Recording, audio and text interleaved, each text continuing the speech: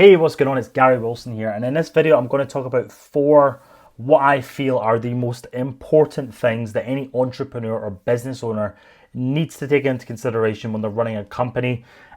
These are 4 lessons that I learned from the last 5 years of becoming a multimillionaire digital marketer, now successful in the property business in the UK. I really want to talk about these 4 things because it has led me, and if I live by these 4 things, I know that I'm on the right track. And I think it's so important to share this value because there's a lot of people that message me on Facebook, Instagram, different places, looking to get into marketing or looking to get into property. And very often they have many of these things completely out of joint, and I feel like I'm saying the same things over and over again. So I'm more creating this video as a little mindset piece, not just for yourself that's watching, but I'm going to be sending this link on to the next person that messages me and I feel that they aren't abiding by these 4 laws that I call of a successful entrepreneur. So let me dive in here and let me talk about some of the stories which have led up to me becoming a successful entrepreneur and how it relates to these 4 points. So the first number 1 thing that I think is massively missed by the majority of people, and it's very simple, is that they have no care for their clients.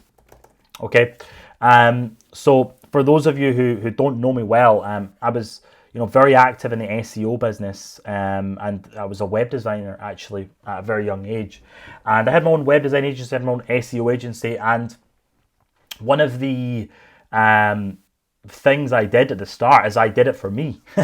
I came and created websites for the money, and I created a marketing company for the money. And while those things are very, very important, and it is important for you to make money and get paid for your work, that was all I cared about. And when you come at anything with that approach, it does not work out for you, because at the end of the day, anyone you work with in any area of business cares about themselves, okay?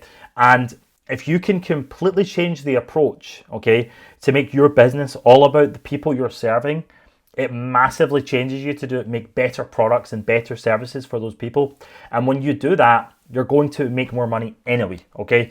I'll tell you a story. So a way back, this would have been about 4 or 5 years ago, I got a client, okay? I got an SEO client, and this client referred me another person, and this guy came to me, and the guy who phoned me, he was an economics professor that worked in Harvard University. I think it was Harvard in America. Okay, it was either Harvard or it was Cambridge in the UK. I can't remember. It was one of the big universities, one of these fancy places.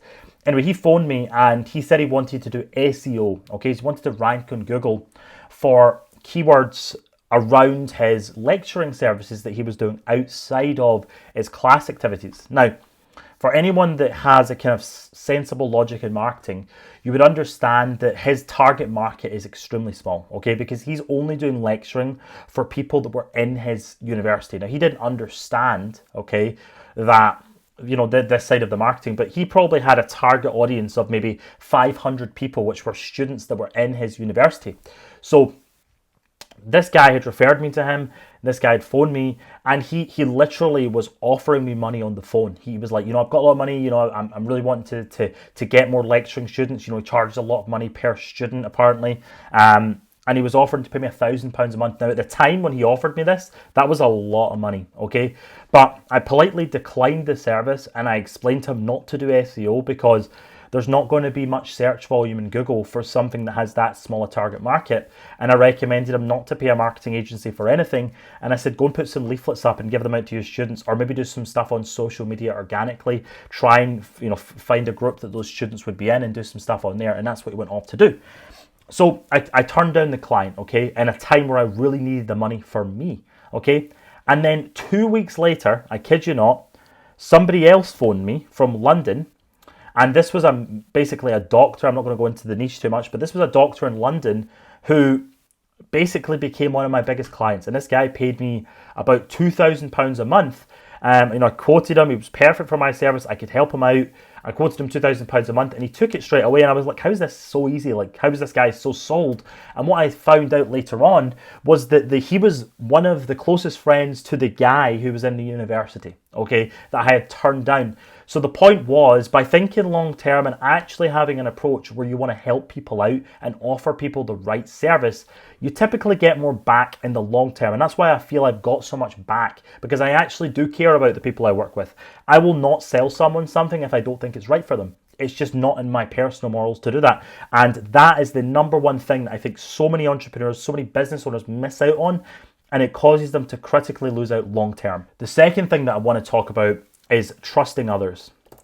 Now, as you begin to make more money in your company, one of the main things you'll need to do is look at, contracting out services or employing staff. And I want to tell you a story of what happened to me a couple of years ago. So I had a link building company, and there was a member of staff that was working for me, and main guy, his name's Lyle. He has a 10 out of 10 member of staff. If any of you know Lyle, he is, amazing to work with. And Lyle, and all of us, Lyle was actually head of the operations. So Lyle was basically managing all of the orders for the clients and making sure that things were getting fulfilled on time and properly. And we were at a kind of situation where quite a lot of the orders that our clients had placed with us were running late. And I actually gave Lyle a call about it, and I was like, hey, what's going on? And Lyle didn't know what the answer was, what was going on, or what was happening, basically. So I actually gave the trust in him. I had no clue what the problem was. He was actually managing the situation. And I said to him, I'm going to call you tomorrow, come up with a solution to this problem. It was like critical breaking point. Like, we were going to lose a lot of clients, a lot of money if this wasn't solved. But I gave it over to him. And then a day later, he came back to me and he said, oh, so last night I read a book, okay? And the book was about how McDonald's, okay, did their systemization. And effectively what McDonald's do is they have time frames that they must abide by for every part of the burger creation process.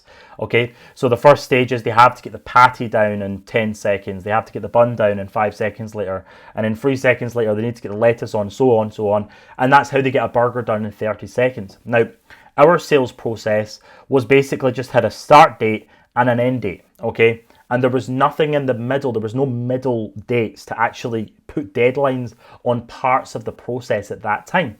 Now, we implemented the same methodology that McDonald's used in their business into ours because Lyle came up with it and he was in on the action and seeing what was going on. And we managed to solve this problem really, really quickly. And the kind of moral that I took from that was that actually me having trust in other people to completely take over, giving them ownership in something, and letting them come up with the answers often gives a better answer than myself. And many entrepreneurs are extremely arrogant, because I was arrogant as well, so I know this, I see it all the time. I was very arrogant on the fact that I could do a better job than someone else who was doing the job all day long, okay? Lyle, all he was doing was operations. So when he came back with something, when he came back with a solution, it was 10 times better than anything I could have come up with myself. And that's why trusting others and getting yourself in a position where you can trust others and give other people ownerships of things in your business is what allows you to scale up massively. Because not only do they solve problems because they're doing things all day, they come up with better solutions to do things because you've given them the ability to work on that thing every day, and you've given them the trust to come up with the answers that you need most. The next thing I want to talk about is people who have no edge, okay? And this is probably one of the biggest things that I come across with entrepreneurs that are starting businesses or trying to start businesses, is that they don't have an edge. They don't have something that makes them special as compared to the competition or their peers within their industry. When I started out, one of the things I did really, really well is I built an SEO company, and I became really, really, really good at SEO, okay? And from doing that, I became good at one specific skill within SEO, and that was link building. So it's a part of SEO, it's a product within SEO. And from becoming really good at that, I ended up venturing into starting a link building company from the skills that I learned. And by the time I started that link building company, my skills were 10 times better than what was available on the market. And as a complete nobody, I went from zero to a multi-millionaire from doing it, from selling these links, because I had a better product than everyone else. I could deliver it better than anyone else, okay? So it became one of the biggest services in the industry. So that was from absolute ground zero. But the point was I had an edge. There was something about my skills in that department which allowed me to completely blow a business up. Okay, so a lot of entrepreneurs, they come in, and it's very common now because there's so many online courses, there's so many things people can watch to copy other people, but copying other people isn't the answer. You need to take lots of ideas from other people and then come up with a reason why they're going to pick you over the other person. I get so many messages from people asking this one question, like, well, why is this not working? Why aren't people buying my services? And I'll ask them back, I'll say, why would somebody pick you over me? What's the reason? What's it you've got that's better than me? Actually, I'm better than you. People already know who I am, and I can deliver things better, and I've got a better price than you. There's 10 reasons why I'm better than you, so there's no way that anyone's ever going to pick you. Fundamentally, business comes down to simple rules like that. Look at your offering and see why you can do it better than other people, and don't be so fixated again on yourself making the money. One of the earlier things I spoke about, care about what you're going to do for that customer and the extra little thing that you've got over somebody else. The reason I'm doing so well in the property business right now is because I have a really good skill in marketing. And marketing, I feel, is an underserved skill in the property industry. So when I'm coming in there with a marketing skill, it's giving me an edge. It's allowing me to make more money than a lot of people who have been doing it for 5 years because I have an edge. There's something that's better about me than those other people. And that's the point of business. You need to have that edge. You need to have that in your industry, or you're going to fail long term. So number one thing, 100%, is to get an edge. And the final point that I really want to go over is people who have no accountability. Okay, and I think any very successful person or entrepreneur or millionaire or people I know, okay, they all have this one trait, and they have this underlying accountability for themselves. They are responsible for every single problem in their business. Okay, if something goes wrong and a member of staff messes something up, it's the owner's fault. And when the owner takes on that responsibility, it means that they get stuff done. The blame mentality of blaming other people for problems which I feel are your own, if you run a business and anything happens in that business, it's always your fault. Okay, even if it was someone else that did something, it's still your fault. There's some way that you'll be able to account that back to yourself. And if you take on that responsibility, it's a heavy weight. You've got to be quite a strong person to do that.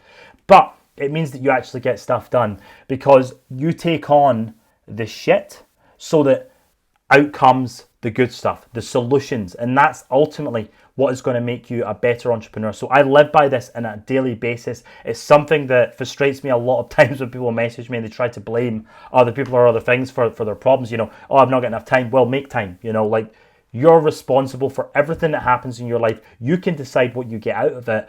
And if you believe that and that's how you live on a daily basis, hey, you start to do things about that and you start to do the things that you want to achieve deep down. Thank you for watching. I hope this video brought a lot of value to you. These are the 4 things that I have written down on my phone. I literally live by them on a daily basis, and I think they're critically some of the most important things that any entrepreneur or any business owner needs to keep into consideration when they're trying to grow and scale a business. So I hope you enjoyed it. If you like more videos like this, please leave a comment. Make sure you subscribe, and I look forward to seeing you in the next one. Take care.